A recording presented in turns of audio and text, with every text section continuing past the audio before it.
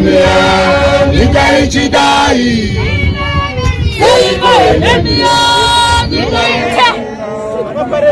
Vangu vana vadzosa iko karambe kari kumurume kanopana kudzoka arorwe azvitse nyika ichidayi.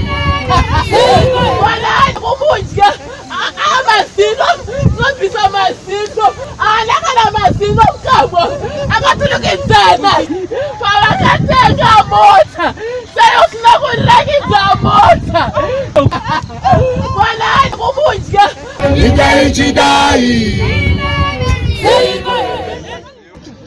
usandiri kuda kuti tiite rope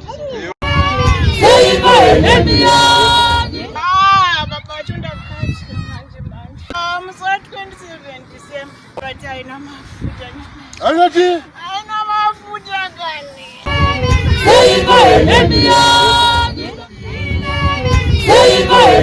Kuda kujibisisa pa mkati wangu anachembera naye. Ameiwekani. Yowe.